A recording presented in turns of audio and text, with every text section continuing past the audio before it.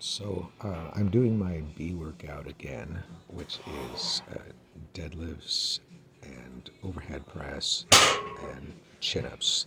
So I've mentioned this before. Deadlifts are kind of a lower body exercise, so I do either my A workout is squats and then dips and then Yates row, and here my B workout is deadlifts and overhead press and chin ups. So I'm doing lower body exercise and a flexing exercise, in this case a vertical press, and a pulling exercise, which is in this case a vertical pull. So right now in my deadlifts, I'm really just trying to be patient off the floor, trying to keep my back tight, really activate the lats, which I feel like I did a good job today and last week in doing that. Because if I let it go and I lose my back tightness, I might be able to get the weight up, but then I'm starting to use too much of the hinge and letting my hips go too high. And I do deadlift a little bit with the high hips because this is kind of natural for me in order to clear my knees, as I do this sort of a narrow, what you call a modified sumo stance. And I felt pretty good today about that. On my other exercises, what I'm doing is, of course, I'm going to failure and I'm using a drop set. I only did a single drop set on each of them today, but I'm using something that I would call like a static hold, which is when I get to, of course, I'm going slow, but when I get to failure, and you'll see, I think I fail about the fifth rep here on my overhead press, I'm not giving up. I will continue to push and try to, I'm essentially doing like an isometric kind of push here, and you see right here, that in order to try and maintain that as long as I can, in order to further fatigue and stimulate the muscle.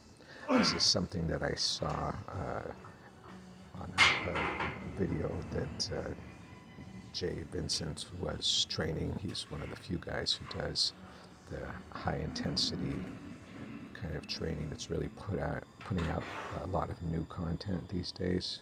Obviously, Mike Munzer died years ago. And then I do a drop set here, and so I'll get like another 3 reps, and then on the final rep, again, I will try to keep pressing, to keep further trying to stimulate the deltoid muscles on this overhead press. And that kind of leads me, I just wanted to go again a little bit into some of, like, I watch some of the online influencers and stuff like that. And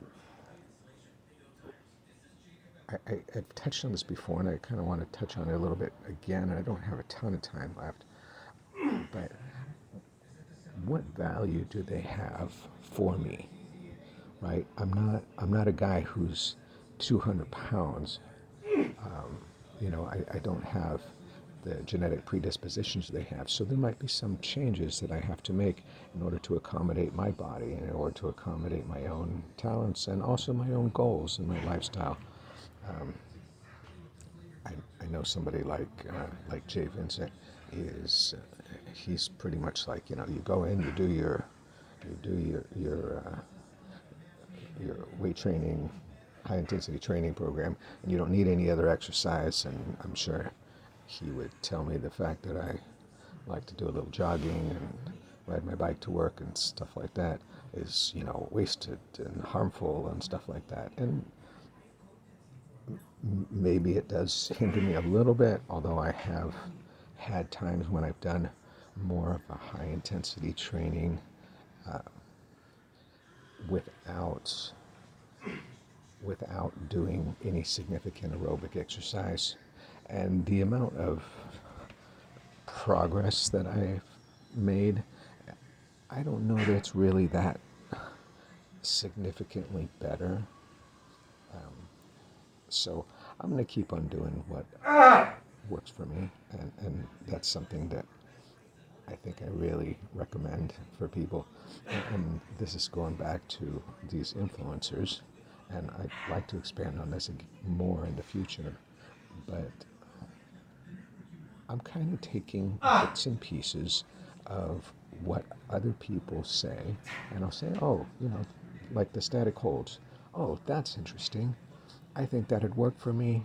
I'm trying to find ways to increase my intensity as somebody who works out at home with free weights by myself when I don't have someone to help me with, say, forced reps. I don't have a machine that I can just drop the